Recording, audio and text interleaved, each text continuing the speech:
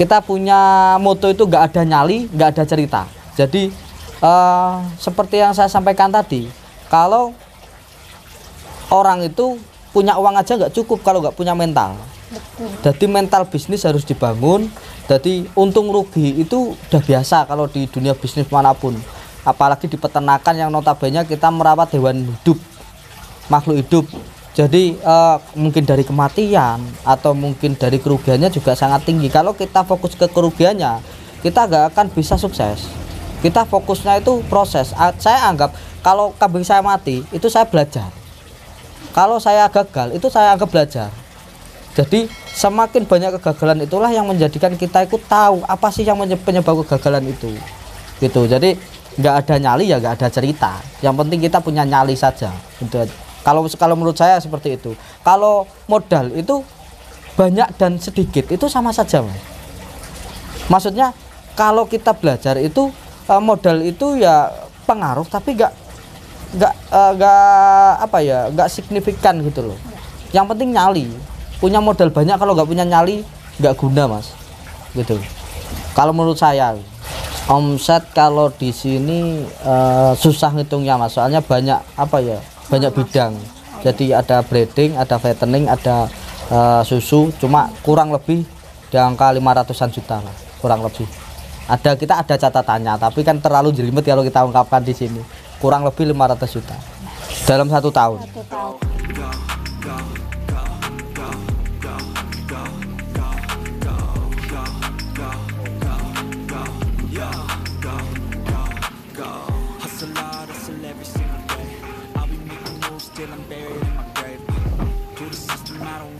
Assalamualaikum warahmatullahi wabarakatuh. Perkenalkan, saya Muhammad Sahroni.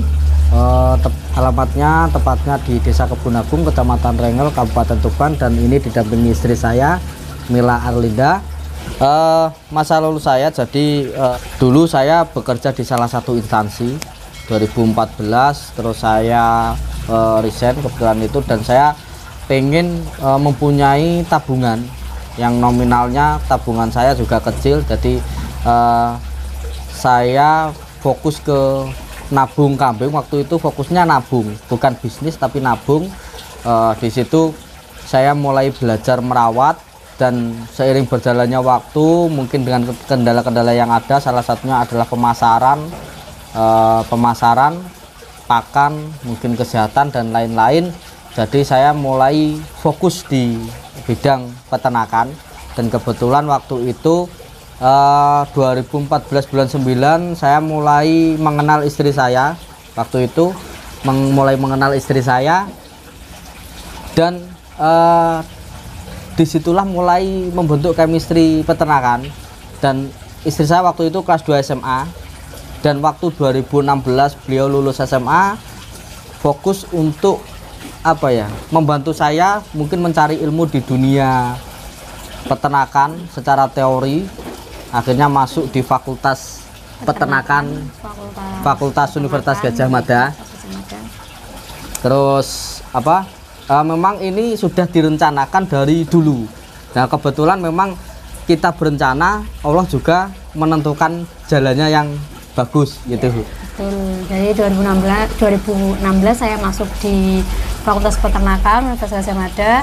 Setelah itu tahun 2020 akhir ya, menuju 2021 awal itu saya lulus dari Universitas Gadjah Mada, gelar sarjana peternakan dengan spesialis ilmu ternak perah dan industri persusuan. Nah, setelah itu tahun 2021 bulan 2 ya. Ya, kita memutuskan untuk menikah gitu. Setelah itu kita menjalankan bisnis peternakan ini secara bersama-sama, di mana saya membantu dalam hal teori dan suami saya berkecimpung di prakteknya atau pemasaran secara langsung, begitu teman-teman. Nah, karena kan fokus saya di ilmu ternak perah, jadi sekarang di farm kami ini mengembangkan spesialis ternak perahnya dan industri persusuannya tentunya gitu. Kenapa milih ternak kambing ya? Jadi memang pertama hobi, dasarnya hobi. Yang kedua memang waktu itu tabungan saya cukupnya di kambing. Jadi kalau misalkan 20 juta ke sapi itu cuma dapat berapa ekor, tapi kalau di kambing banyak ekor seperti itu Mas. Jadi kalau kambing bisa nyicil sedikit-dikit sesuai tabungan gitu. Sebagai seorang teoritis ya teman-teman, jadi kalau untuk pemula yang pertama itu mental sih, mental dan ilmu dulu. Nah, mental dibentuk untuk sebagai pembisnis, karena bisnis itu tidak mulus terus, jadi ada jatuh bangunnya, ada naik turunnya seperti roda. Nah, kalau untuk ilmunya itu, kalau ilmu itu kita bisa mencari di banyak tempat, tidak harus kuliah seperti saya, tetapi kita juga bisa bersilaturahmi ke peternak-peternak senior, karena kan sudah banyak nih peternak senior yang sudah bisa dibilang sukses dan banyak sekali pengalaman asam manis pahit dan lain sebagainya itu. Kalau menurut saya seperti itu. Kalau menurut Mas Roni, peternak dengan ilmu itu kan menyenangkan ya. Ya betul. Kalau tanpa ilmu itu menyesatkan. Ya. Itu peternak. Jadi kalau memang bisnis, kenapa tadi dibilang istri saya itu butuh mental, itu nggak semua orang punya uang tuh bisa berbisnis Mas. Jadi nggak semua orang punya uang bisa bisnis, karena bisnis itu butuh mental petarung pasti itu. Jadi yang pasti kenapa zaman dulu itu fenomena pedagang-pedagang yang masih konvensional, pedagang-pedagang yang mungkin sudah sepuh ya kan, itu rata-rata pedagang kambing itu mindset yang paling jelek di masyarakat, belantik ya kan, karena memang dulunya memang seperti itu. Mungkin ketidakjujuran itulah yang melekat di pedagang, sehingga kata-kata belantik itu menjadi sebuah kata-kata yang apa ya, kata-kata jelek. Jadi belantik itu gak ono oleh gak bantik wedhus ora elek ya. Jadi jujur itu memang butuh, memang kalau di dunia bisnis apapun, gak cuma di peternakan. Jadi kalau meyakinkan pelanggan itu, kalau bisa, kalau kapasitas besar saya pasti suruh datang Mas. Kalau kapasitas besar saya pasti suruh datang. Tapi mungkin bagi pelanggan-pelanggan saya korban itu sudah pelanggan-pelanggan lama, itu misalkan pesen 1 ekor 2 ekor, mereka sudah tahu karakter saya, mereka juga sudah tahu spek-spek yang kita inginkan ya kan. Jadi sudah saling percaya. Tapi kalau kapasitas besar pasti saya suruh datang dan saya tanyakan, kambing ini buat apa, korban, akikah atau dirawat. Kalau dirawat itu ngerawatnya seperti apa, kita harus memastikan bahwa mereka merawat itu, kita gak cuma sekedar jual beli ya, tapi di situ juga beban mental di saya juga, bahwasanya kita harus memastikan bahwa mereka juga beternak dengan baik dan benar gitu.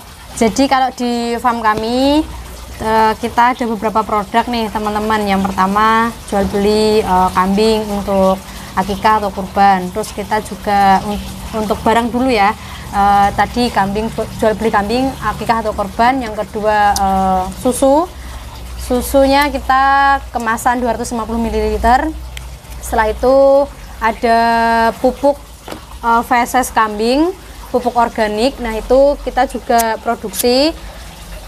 Setelah itu untuk jasanya kita ada jasa sembelih hewan akikah, itu sih. Harganya rata-rata 2 juta sampai 4 juta. Itu kalau akikah dan korban. Tapi biasanya ada kambing-kambing yang kualitas tertentu yang harganya di atas 4 juta, itu juga kita menyediakan khususnya bagi pelanggan-pelanggan yang sudah lama di saya, karena saya juga sudah tahu mungkin spek-spek yang mereka butuhkan. Jadi kita juga siapkan barang-barang yang istimewa seperti itu. Kalau susunya kita 10.000 per 250 ml. Tapi kalau untuk pupuknya kita 5.000 kemasan 5 kilo. Itu teman-teman. Kalau pakan, kami kebetulan juga menanam hijauan segar. Kita menanam hijauan segar, lahan HMT kita juga luas. Untuk perhitungan persewaan lahan HMT itu kita punya hitungannya sendiri ada. Terus untuk pakan tambahannya kurang lebih untuk breeding ya. Kalau untuk breeding itu kurang lebih 2.000 per ekor per hari. Itu kalau hijauannya kita punya sendiri. Untuk saat ini sedikit Mas, kalau untuk saat ini kurang lebih 9 ekor untuk saat ini, tapi yang bunting banyak. Jadi bulan 2 insya Allah banyak yang diperah, yang bulan 2, karena siklus perahnya kan setelah melahirkan. Terus ada yang masih produk, ada yang posisi bunting gitu. Kalau kambing perah ya Mas ya, itu kita kan belinya darah nih biasanya, darah. Setelah itu kita kawinkan. Nah itu belum bisa produk. Nah, setelah dikawinkan baru bunting dan melahirkan. Nah, setelah melahirkan itu baru produk. Untuk hari pertama sampai hari ke-7 itu kolostrum. Nah, kolostrum itu diberikan ke cempe tanpa kita ambil untuk konsumsi manusia. Nah, setelah hari ke-7 itu kita baru ambil untuk konsumsi manusia sebagian. Nah, sebagiannya lagi diberikan ke cempe. Nah, kasihan juga cempenya kalau dimakan manusia semuanya kan. Nah, setelah itu makanya tadi kata Mas Rani kan ada yang bunting, ada yang produk. Nah, itu gunanya apa sih teman-teman sebenarnya? Nah, gunanya itu agar farm kita itu terus seimbang dalam produksi susu. Jadi nggak ada momen ketika farm kita tuh kehabisan susu nih. Nah, itu nggak ada. Nah, pencegahannya itu kita harus seimbang, dimana ada ternak yang produksi dan ada ternak yang bunting. Nah, ketika bunting itu ternak kambing khususnya ya, sapi pun sama sih. Ketika bunting itu namanya masa kering, dimana dia nutriennya masuk ke janin semua. Jadi untuk produksi susunya kita dihentikan gitu teman-teman. Kalau itu sebenarnya tergantung genetika teman-teman. Nah, untuk secara teori nih, secara apa? Literatur. Nah, itu kurang lebih 5 bulan. Tapi ada beberapa kambing dengan genetika yang bagus itu bisa sampai 7 sampai 12 bulan diperah dan berproduksi gitu, teman-teman. Jadi kita cuma melayani biasanya akikoh plus jagal. Berarti penjagalan di sini kita kirim dalam bentuk daging yang sudah bersih. Mulai dari kepala, kaki, kulit semua sudah kita bersihkan, kita kirim dalam bentuk daging. Mungkin nanti kita akan mengarah ke catering akikoh, tapi kita masih menyiapkan. Kita masih menyiapkan untuk tempat-tempatnya sama ahli masaknya juga gitu. Untuk pemesanannya itu biasanya langsung. Jadi misalkan teman-teman ada yang butuh akikoh gitu, biasanya pesan 2 minggu sebelumnya atau seminggu sebelumnya. Kadang ada yang 3 hari sebelumnya, itu langsung tanggal waktu ditentukan, nanti kita proses sesuai tanggal yang diinginkan tadi. Ongkos kirim kalau yang di wilayah Rengelsoko ini kita gratiskan, tapi kalau di Bojonegoro itu biasanya kita kasih ongkos kirim 50.000. Jadi pada saat penyembelihan, terus pada saat sebelum sembelih nih sama Pak Yainya sama julehanya, juleha itu juru sembelih halal. Nah, itu ada fotonya kambingnya, terus setelah pada saat pemotongan, terus pada saat pengulitan kita dokumentasi, kita kirimkan kepada pembeli. Rasa sukses kalau menurut saya di peternakan ataupun di luar peternakan dasarnya sama. Jadi rasa sukses itu pertama kita harus konsisten. Jadi seumpama kita punya ilmu di bidang peternakan, dalami ilmu itu sampai ibaratnya kalau kata orang tuh investasi leher ke atas, Mas. Nah, investasi leher ke atas itu kita harus perdalam kemampuan di situ. Kalau kita ahli dalam bidang itu, insya Allah kita bisa mendapatkan uang. Tapi untuk mencapai proses itu sama halnya kita kuliah. Butuh waktu, butuh tenaga, butuh materi juga, butuh uang. Kalau keuntungan bersih, kalau sekarang ya, nggak mesti, Mas. Kalau keuntungan bersih itu juga, ya itu Mas, seninya di dunia bisnis ya.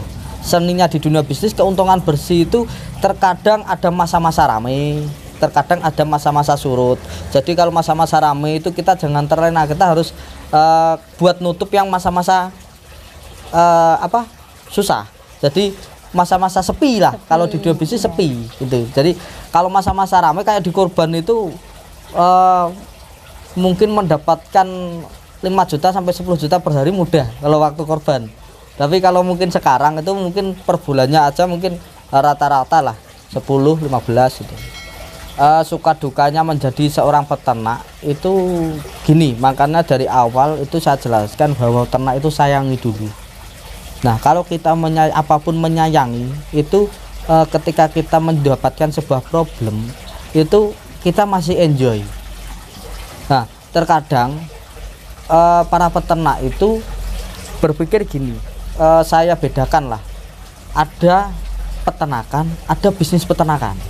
Nah, peternakan ini sebuah proses pengembangan ternak atau hewan.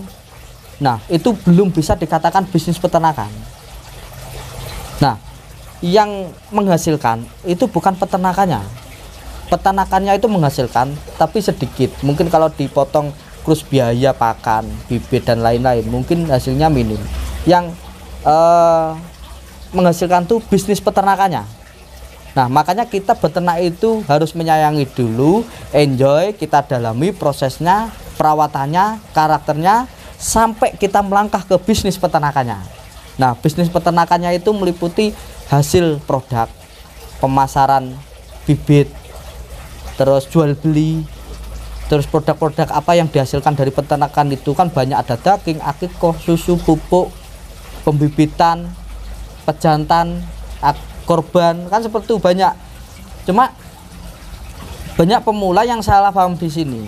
Awal mulai beternak nggak menyayangi, tapi udah dihitung dengan kalkulator. Pernah juga ada yang datang ke sini, Mas, misalkan saya ternak 50 ekor per harinya, saya bisa dapat untung berapa? Nah, itu susah jawabnya, nggak bisa dijawab itu. Wes Mas dan leren, sama nggak usah ternak gitu. Kalau menurut saya suka dukanya seperti itu. Jadi ada seninya, mungkin penjualan banyak, terus ada sepinya, terus apa, kayak saya ngerawat kambing PE ini kemarin sampai tak USG ini apa betina saya, karena saya penasaran ini beneran bunting nggak. Itu kan kita penasaran, itu juga suka loh Mas.